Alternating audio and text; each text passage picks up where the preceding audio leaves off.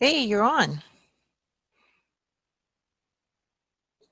Hello, Deb. Can you hear me? I can hear you. This is amazing. All right, fantastic. Hang on a second. Let me get the YouTube thing going on here closed so we don't get the echo. Mm. There we go. That's better. Hey, this is pretty good considering this is my first try.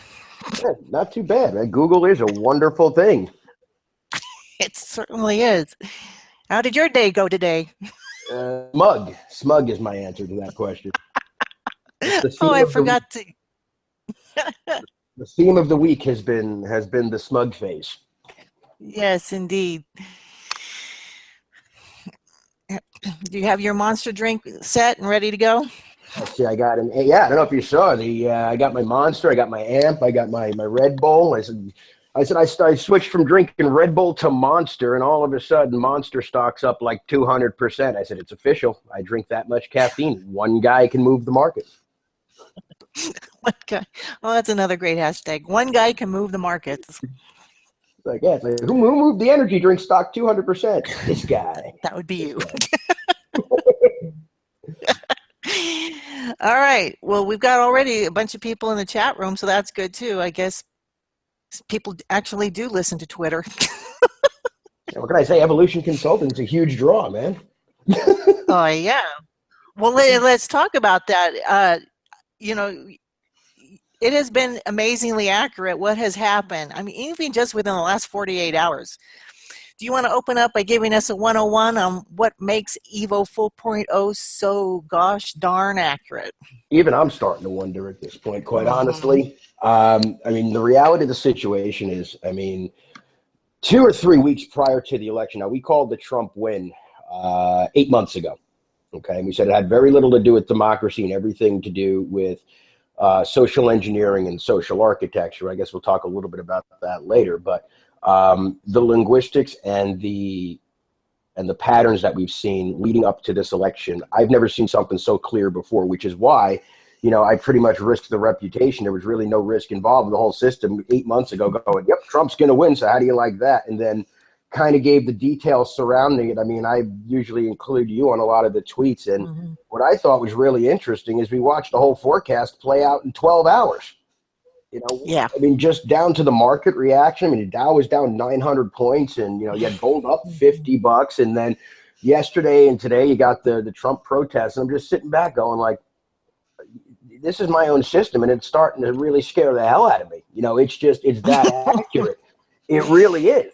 And based upon what we've seen and in the research that we've done, it's everything's going according to plan. And I have, I go Mm-hmm. back and I look at, obviously, you remember my test of concept work, haha. I go back and I look at some of that and I go, what the hell did I build here? Really, that's what it comes down to. It's I built something that's smart, a hell of a lot smarter than I am. Mm. And I mean, just, and again, that's why, obviously, I'm usually not short on humor. But, you look at just the last 48 hours and it's like, oh, God, it's happening. Really, that's what it comes down to. Yeah. It's, oh, God, it's happening. And it's just all the stuff that we forecasted for the last number of months. I mean, you can go on the Evolution YouTube channel. You'll see, a smug guy sitting there, months ago saying Trump is going to win. And how do you like that? And that's just the end of it. And I watched the election results, and I actually didn't watch the state polls. I just watched the gold chart. Right. And when I started seeing it moving in $10 increments, I went, that's it. He won. I turned it on and it says Trump won the state of Florida. Trump won the state of, I go, that's it. It's over. And there is something kind of fitting as to the fact that it was Pennsylvania that put him over the top, Evolution Consulting's home state. Yes, I was going to mention that to you. I thought, oh, the last state coming in, it's his state. Yep. It was, then I'm kind of smiling. I said, the adopted home state of Pennsylvania. And they reported it. And I went, there it is. I go, there's something poetic about that. Yes, it was. Do you ever feel a little bit like Frankenstein? No, not particularly. No, not at all. I feel like a guy that worked hard enough and determined enough and smart enough, and enough people told me what I couldn't do. you know, that I ended up building this program, and I'm not one to be satisfied with good enough or, you know, just enough is good enough, that kind of thing. And it's just the last number of months. I mean, we have a meticulously organized, and I have to put them up. I've been somewhat lazy. Proven forecasts. I mean, after a year, you go back and you look at that proven forecast page, and it just, I mean, I'll run them, you know, just the ones off the top of my head. Brexit, called it. Election, called it.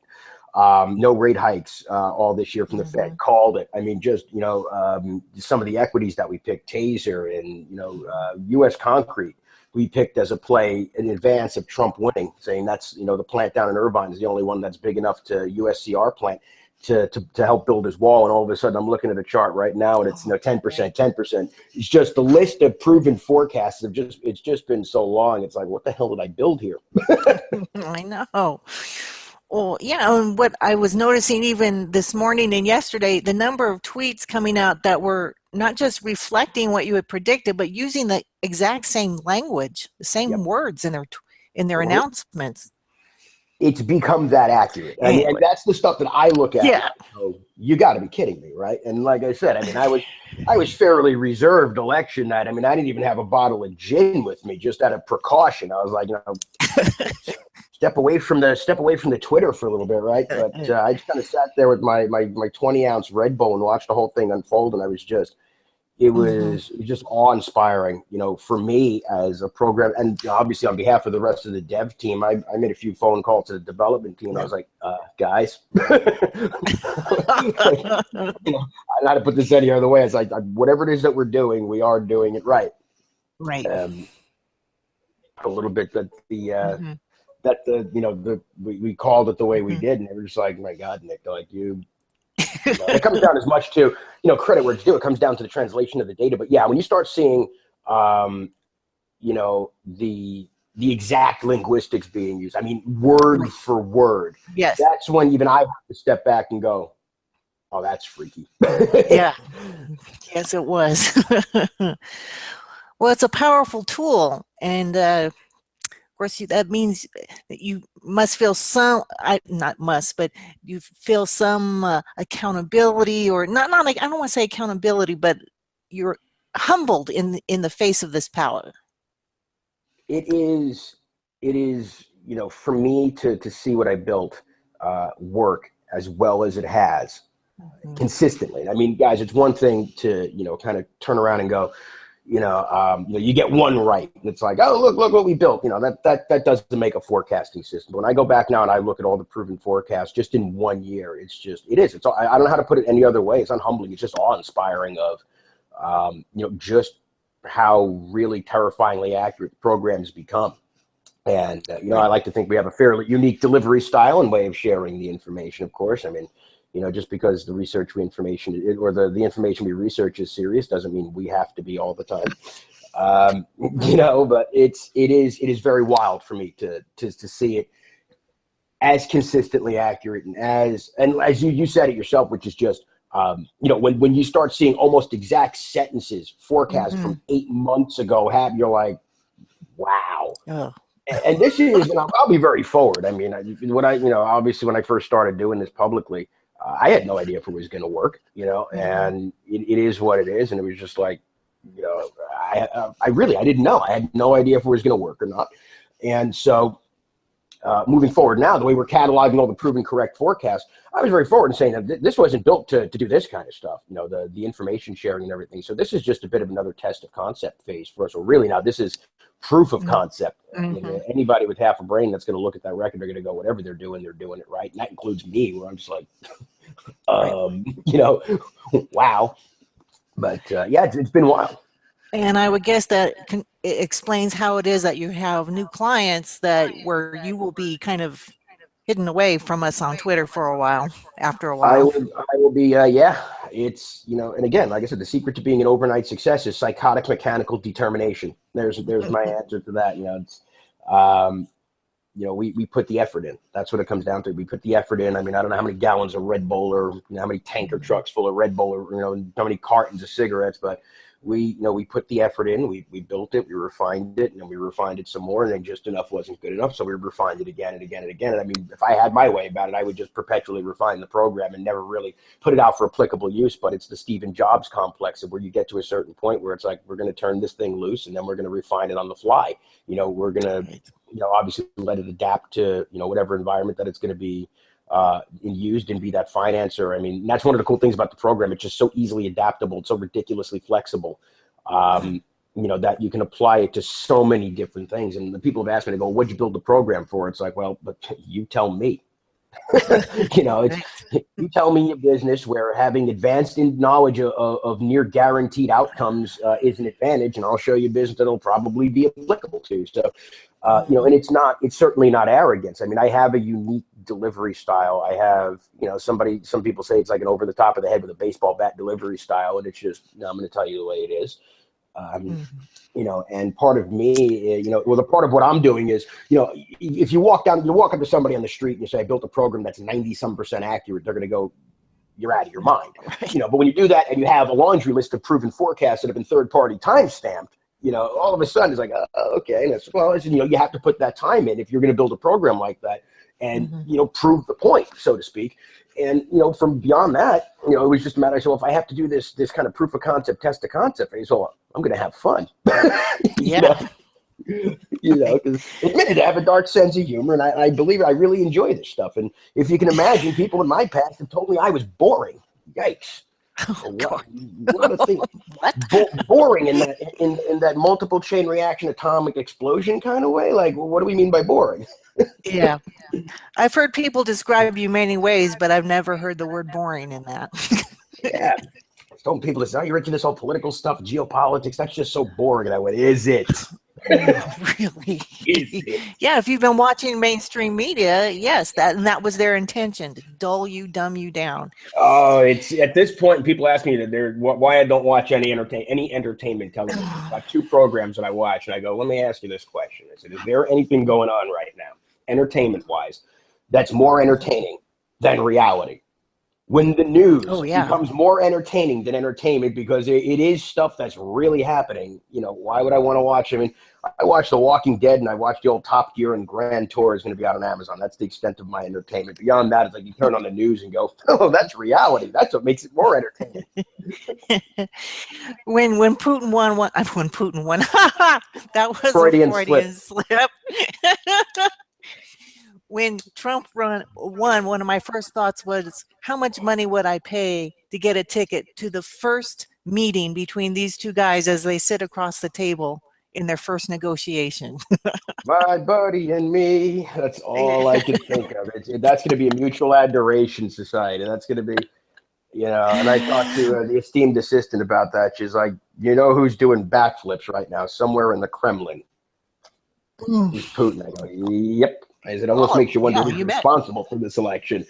But and that became abundantly clear, right, with his first statement that came out. It was clear that, and that brings us to my next topic. People on Twitter see us use the phrase "the new management team" a lot. Why don't you tell the good folks out there what that is?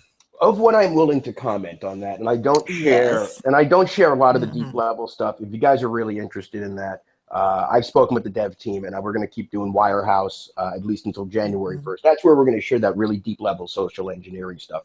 I've done that in the alt news community, that on I don't know how many different shows, and became very disenfranchised because there's what's going on, guys, and then there's the crap you want to hear.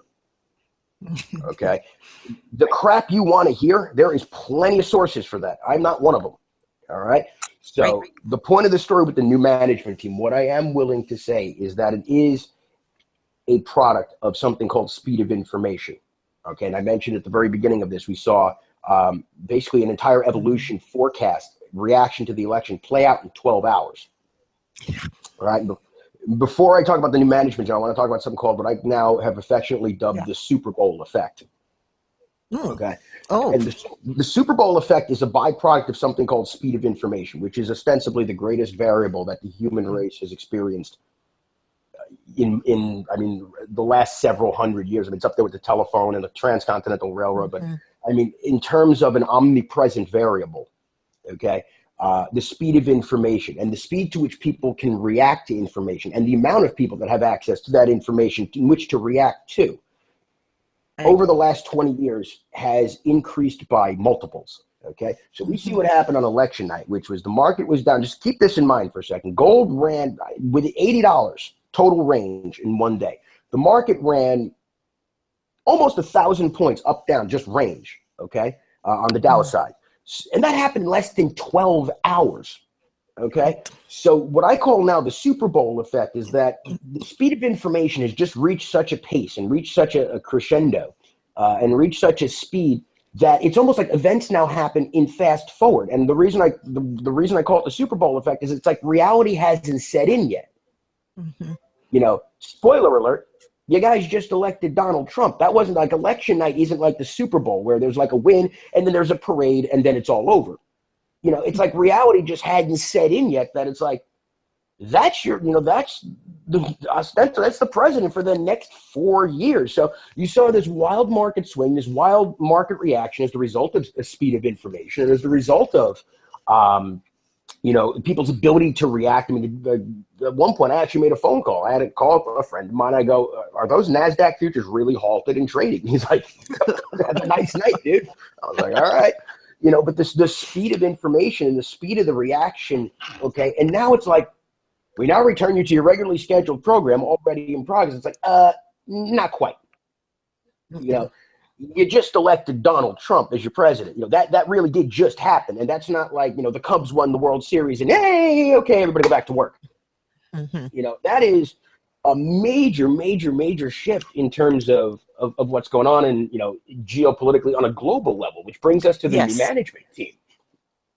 Okay. Right. The new management team is a byproduct of that speed of information component. All right. And, you know, I've talked openly on Twitter and on other shows and stuff. And I know the more devout right now are probably having aneurysms as I mentioned this, but, you know, the unified global metals backed currency, that is one component of a new management team. Okay. I don't know how to put that. That's just one of the, you know, the things that they're going to be responsible for. But you look again, why a unified global one world currency? I know, right? You know, why that? Look at this. You know, look at the. We are a global society. Deal with it. I know the G word, right? You say that, you know, and it's you know, all of a sudden people start thinking New World Order and stuff like that, and they go full Orwell on you. You know. But the speed of information, guys, let me explain something. You're complaining about globalism on the internet is right up there with running away from the cops, you know, and complaining about corporations at a protest and a pair of Nike shoes while writing about it on Twitter. All right. Spoiler alert. Okay. We're all globalists. Deal with it. Okay. If you're on the internet complaining about globalism, you're a globalist. Shut up.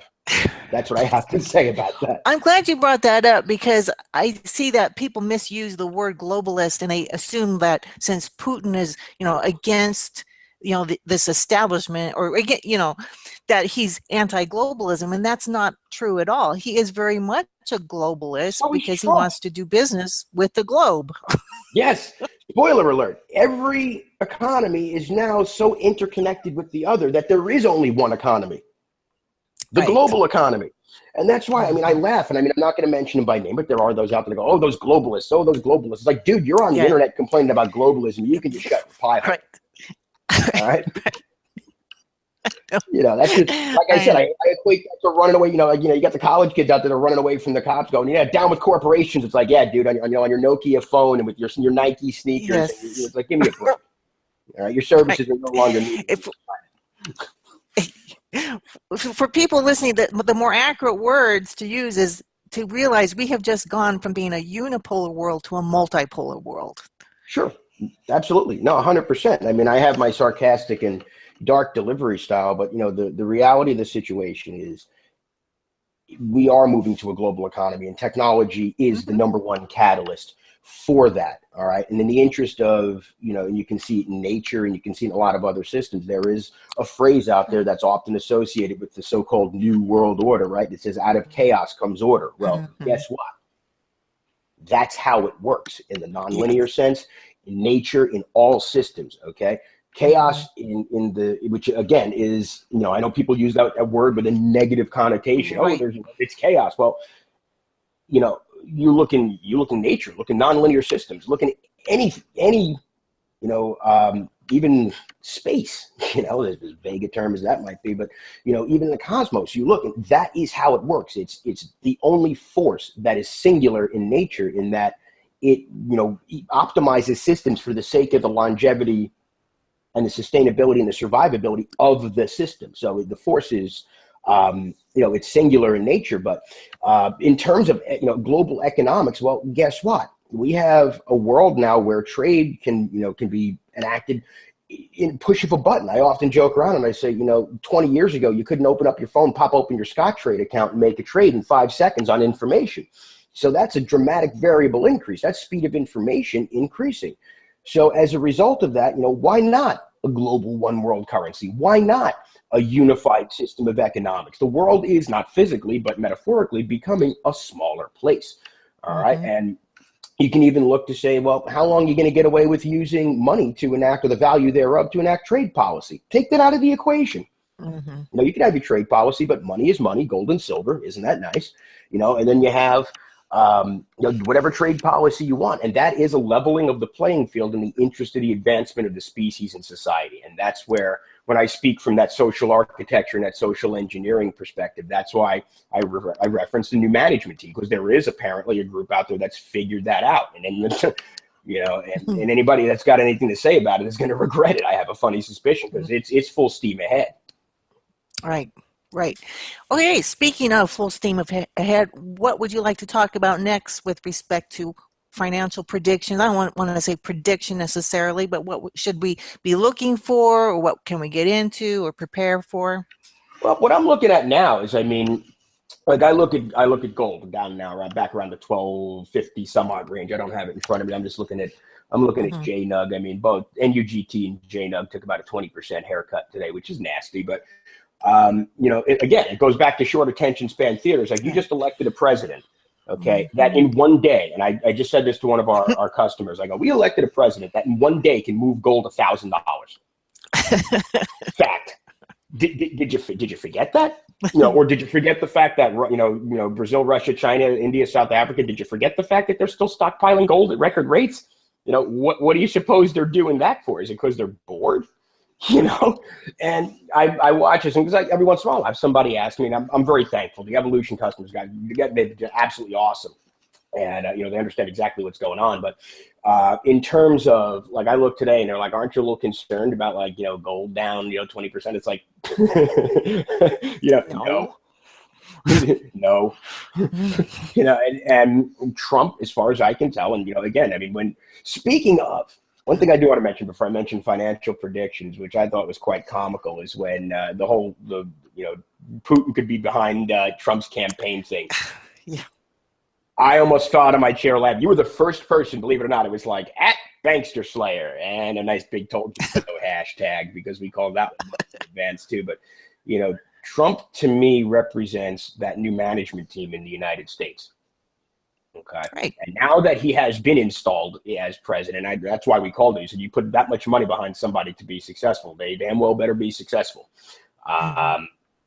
But, for him to turn around and now say, we're going to go back to the US dollar again, that is not that far outside the realm of plausibility, and something that's almost expected from him. Okay? We thought he was going to unleash that during the debate. We were incorrect. He didn't mention it, just because it turned into a big slugfest with Hillary, which I think she realized too late that she got sent to the lions with him. But the fact of the matter is, moving forward in terms of financial predictions or financial forecasting, guys, every time you have the opportunity, buy the precious metals, either physically good delivered, or if you want to make the trade on it, you go with the ETFs, you go with the ETNs, guys, and just leverage the fact that gold will, within the near term, that is the new system. Gold and silver is the new system. Bitcoin guys that are out there, we called the Bitcoin rally a couple of editions of Switch and Signal ago, and that was when it was down in the high 5s or low 6s, and we said now would be good, and we're talking over 7 now, because that's just really, the way to short all the fiat currencies. That's what I use Bitcoin as. I don't pretend it's money, but I use it kind of as As well as the purpose of Bitcoin is very simple. Number one, it's the ultimate pump and dump scam. And number two, I said it's the handiest, dandiest way for the, even the wealthy to launder money, during the GER. It just happens to be a very convenient system in which to do that. But as far as the speculations that are out there, I mean, we have our chaos portfolio, buy more guns. And you tweeted me a couple of, examples of like gun sales are going through the roof. And the funny thing is now, like, I'll give you an example of connecting economics to social engineering. Okay. We look at Smith & Wesson and Ruger, and they're both down pretty significant today, 8 and 12% respectively. It's like, how long do you think that's going to last? Because they say, oh, well, Trump is Second Amendment friendly. He's Second Amendment friendly. We don't have to worry about him taking our guns away. How long until now these protests turn Trump supporters into, we have to defend our president, and all of a sudden gun sales go back to the ceiling? And it's, I'm sure in another week or two I'll be hashtagging told you so to you for that. But that's how we've been so accurate, to be quite honest with you, is we don't trade technicals, because that's shoot arrow, paint bullseye. We don't Japanese candlesticking, it's shoot arrow, paint bullseye. When you trade from a social engineering and a social architecture perspective, you do tend to get the level of accuracy you've seen from 4.0. And again, I'm in awe of it, but that's how we do what we do. But, moving forward, gold, physically good delivered, that's going to be your purchasing power. Okay. If you want to convert more paper into more paper, trade the ETFs. You got to understand, if you do it on a triple leverage, there are going to be those days where, like, I'm looking at 21% on the downside now. And I can do that with a smile on my face and laugh my ass off about it, because I don't know how to put it any other way other than it's inevitable. Okay. That is the new system. Okay. But beyond that, I trade the chaos, the Smith & Wesson, Taser, Strum, Rugers, if morons all want to kill each other, it's my right to make a buck off of it. Speaking of the GER, the Global Economic Reset, is there anything you can tell us, and I know there's things you talk about, but will the Federal Reserve notes be retired? Oh yeah. That's a and when? Sooner, probably, rather than later. No, I mean, the reality is, people have asked me that question before, and they say, will the U.S. dollar survive this? Probably not. And as bold a prediction as that is to make, and as bold a forecast as that is to make, will it survive in terms of, the currency used in North America, for instance? Will it still be called a dollar? Yes. Okay. Will it be, in terms of economics and financial mechanics, what it is now? Absolutely not. Okay, so what it may look like, I have no idea. So I know people out there, they say, oh, it's going to look like this, it's going to be the Amero, it's going to be that or that. No, it's not. I don't know. I honestly don't know. I don't have an answer to that question. But in terms of the functionality of currency in the geographic contiguous United States, will it still be referred to as a dollar? Probably. Will it be based on a global system? Probably, just like every other currency that's out there. Once you peg it to gold, okay, and that's, we can spend the next, we're coming up on 20 minutes of it. We can spend the next 5 hours talking about how the SGE is engineering that very system right out in broad daylight and basically calling its own play-by-play while it's doing it. But in terms of the U.S. dollar and Treasury notes, no, that's all going away. That's all going away. You don't need it. You don't need a Federal Reserve, when you have a unified one world currency. So think about that. Oh, yeah. See, that runs really parallel with stuff that Jim Rickards has been talking about. And you mentioned Rob Kirby. I think it was you. Yeah. And which is interesting because Rob Kirby, he hates talking about Jim Rickards. And yet both of them are both offering points of view that are kind of converging with each other. Yeah. And then I go back and I look at the stuff that we did from 2014 and it's like, yep. 2013, 2014. But the deal is, I know, Rickards called, on the day that the Yuan SDR at 4 o'clock on Friday, this day, it's all going to hell in a handbasket. I went, not quite yet. No.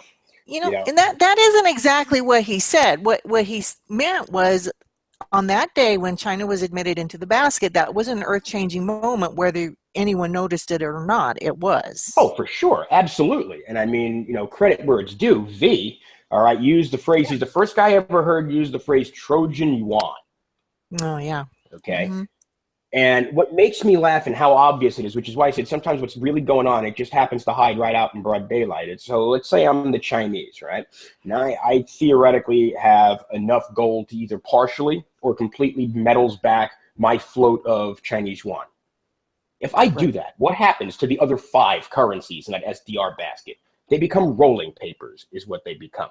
Right. Okay. At the end of the day, I said the Chinese, and I put this in a Wirehouse edition over a year ago.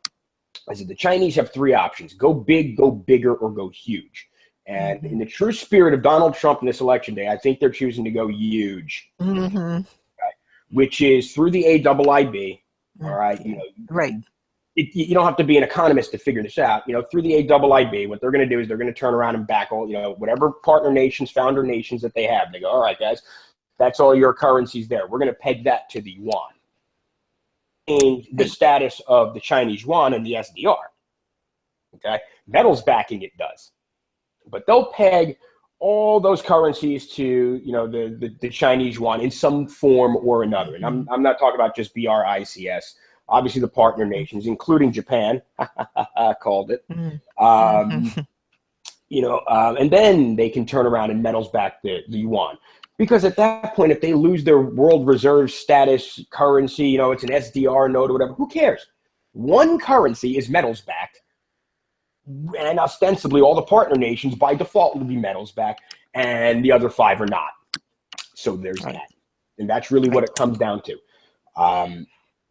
As far as how smooth is the transition going to be, I can't say that now. I have no idea. That's a lot of research to do, but there are certainly, I will say this, there are certainly some effects or side effects of a global economic reset that are, shall we say, necessary. And, even if it could be as simple as the push of a button, it's not going to be. All right. And there's a reason. All right. But that's kind of where we're at now. And it's really, and I've been, people have asked me, they go, yeah, but your approach to investing, your approach to trading is so stupidly simple. And I go, well, yeah, because it's worked for the last several thousand years. If you go back and look historically, we're not really suggesting anything, obviously evolution 4.0 for the time, but we're not suggesting anything that hasn't made families that are household names wealthy, over the last several hundred years, several thousand years, really. And you don't have to, economics and finance, to me, it just looks complicated. When you boil it down to its very basic premise as well, everything really is a transaction. There's got to be a buyer and there's got to be a seller. And there's got to, when you look at it that way and you kind of look at what's going on at a social level and you compare it to what's going on economically, it becomes pretty obvious. Right. Anything else you wanted to mention about the global rejection of the U.S. Treasury? Oh, you knew that was coming. Well, yeah. I'm not the only one that's called that. Let's face it, right? I know I have my smug side every once in a while, but let's not pretend for a minute I'm the first person to say, "Hey, that's going to happen."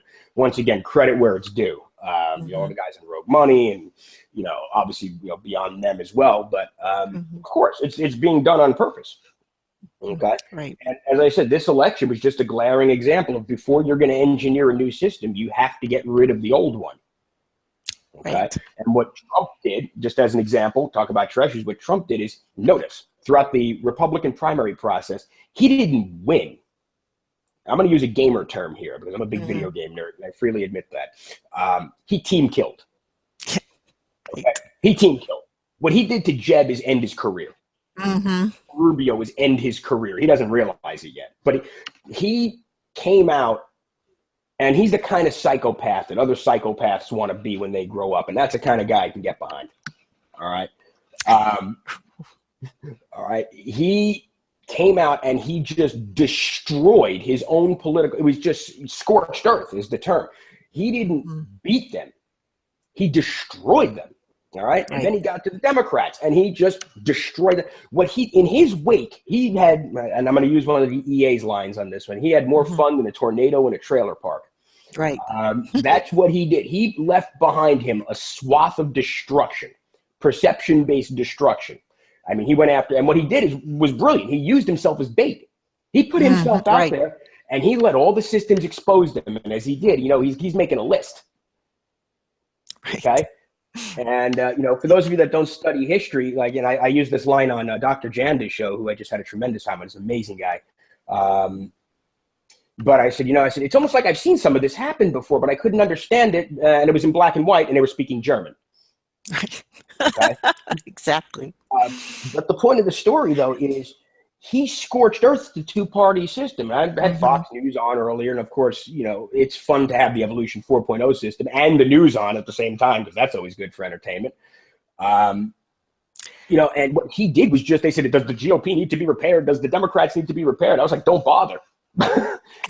What he did was intentional.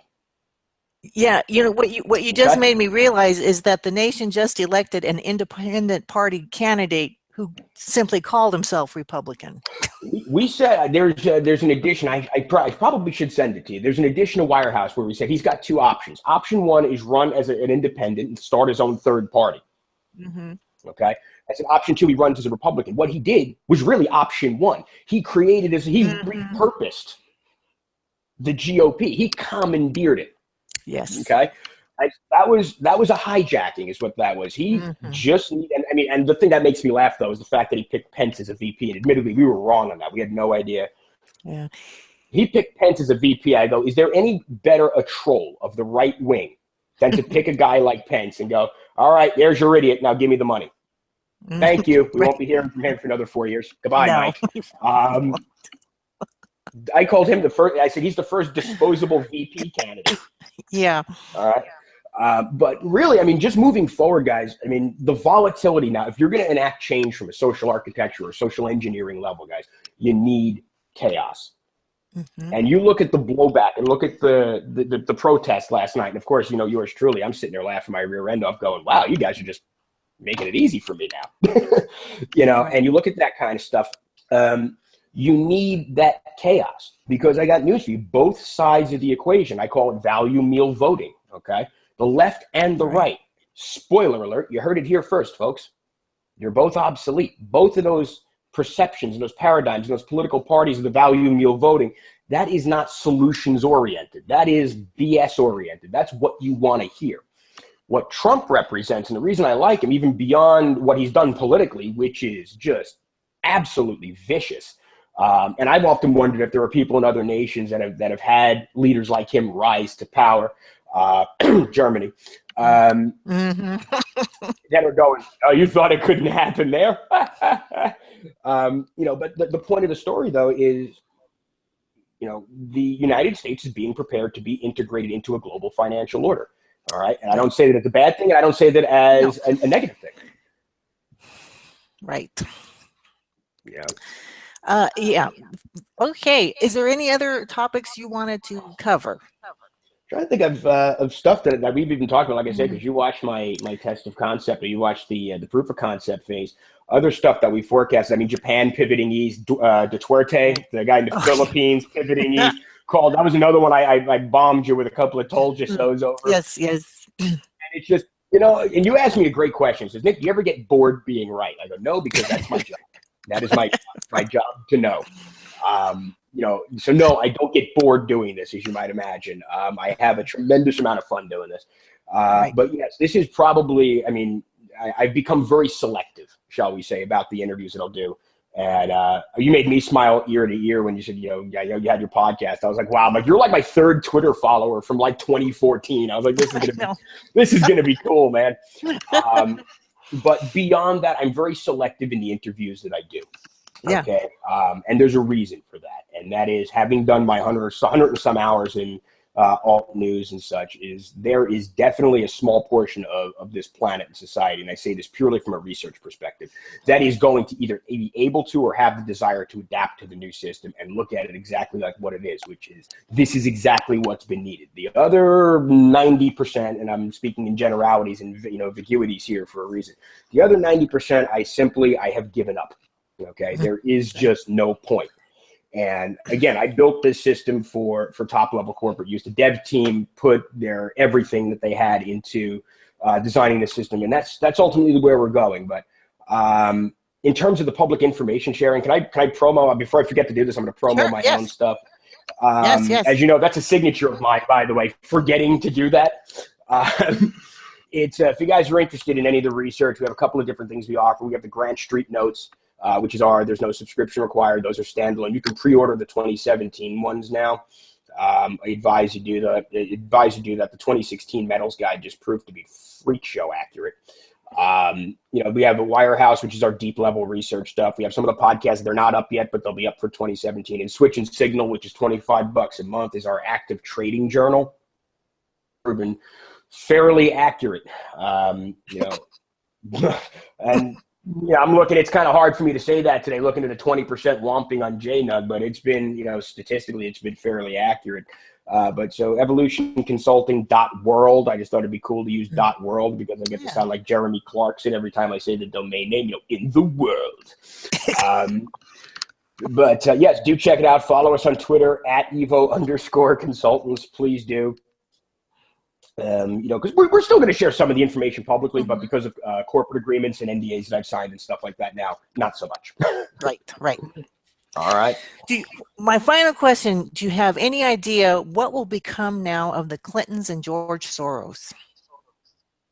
Why can we not? What I want to see one alt news show get through an interview without mentioning George Soros. That's my challenge.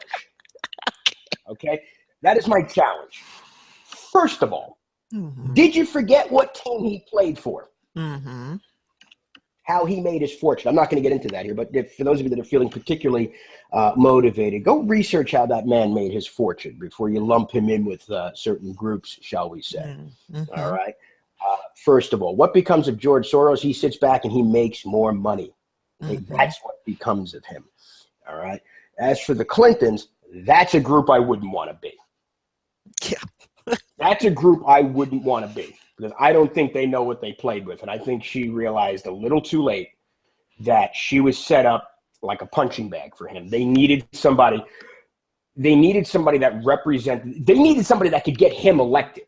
Okay. And there's not, I had this conversation with the EA yesterday, by the way. She goes, Sanders would have beat him. I said, I know absolutely 100%. Bernie Sanders would have beat him.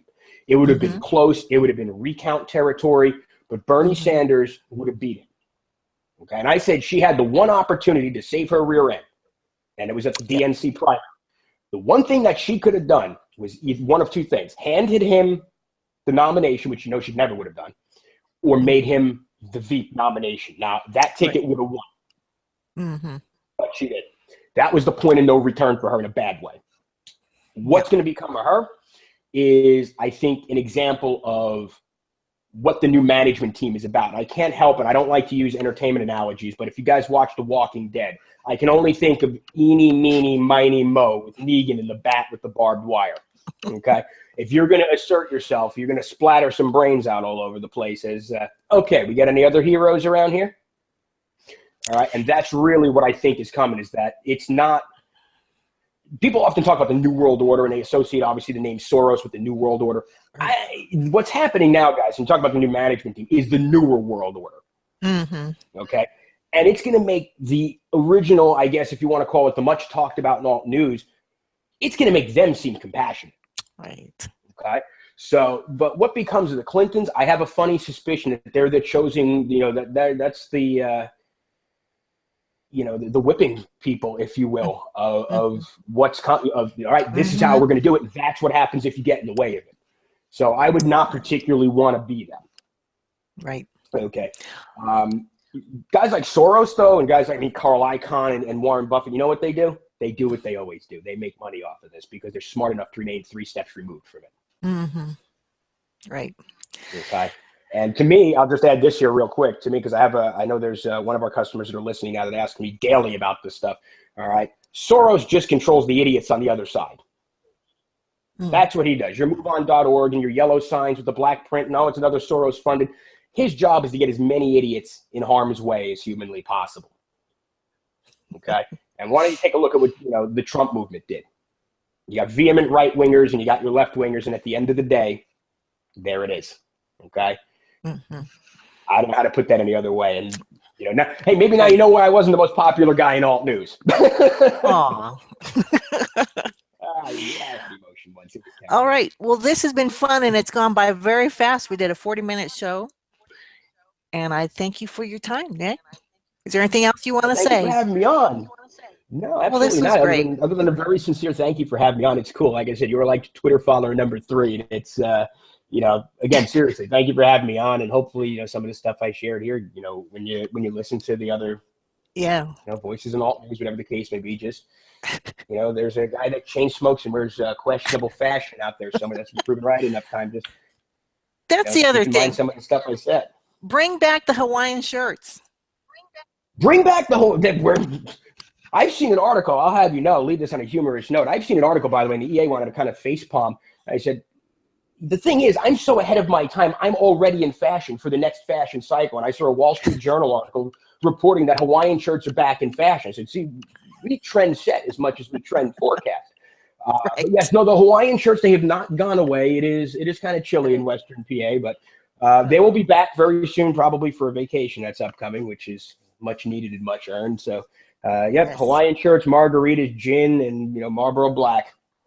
All right. What fuels our team? But Deb, seriously, thank you for having me on. It was awesome. You're well. This was great. I'll be in touch with you later. Okay, that's it, guys. Thank you very much for the show.